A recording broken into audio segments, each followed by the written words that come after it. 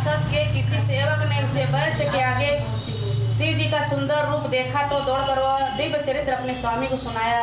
उसे सुनकर दारुक वहाँ पहुंचकर उस वैश्य से वह सब समाचार पूछने लगा। वैश्य ने कहा कि मैं कुछ नहीं जानता। इस पर क्रोध हो दारुक ने बहुत से राक्षसों को भेजकर उसे मारने की आज्ञा दे दी। उसकी आज्ञा पाकर वे राक्षस उस वैश्य को मारने गए। वैश्य शिव जी का स्मरण कर उनके नाम का कीर्तन करने लगा।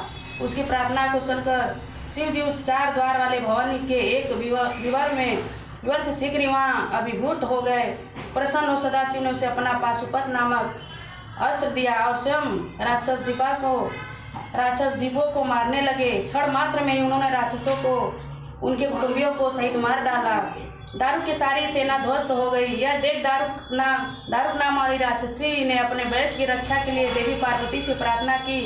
पार्वती जी प्रसन्न हो गई। फिर उन्होंने शिव जी से कहा कि इस युग के अंत में तापसी श्रेष्ठ उत्पन्न होगी।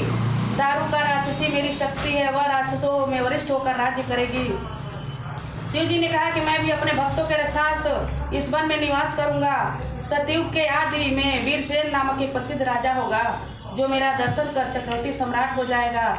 इस प्रकार शिव पार्वती वहाँ स्थिर हो गए और उनके ज्योतिर्लिंग स्वरूप का नागेश्वर नाम हुआ और पार्वती जी वहाँ नागेश्वरी नाम से प्रसिद्ध हुई। निषद देश में शिव जी की भक्ति करने वाले महासेन नाम का एक राजा था। उसको वीरसेन नामक पुत्र की प्राप्ति हुई और उस क्षत्रिय कुलभूषण ने 12 वर्ष तक पार्थिव शिव की पूजा कर बड़ा कठिन तप किया और इतने दिनों में वह तब तक पार्वती के दिए हुए वरदान से के अनुसार उस वन के वासी लमेश राक्षस भी सदाचारी हो गए। इस प्रकार वहाँ नागेश्वर ज्योतिर्लिंग की उत्पत्ति हुई जो त्रिलोकी की कामना को पूर्ण करने वाला है। जो मनुष्य नागेश की इस उत्पत्ति को सुनेगा और सब पापों से मुक्त हो समस्त मनोरथों को प्राप्त करेगा। बोलिए हर हर महादेव, बोलिए साचे दरबार की जय।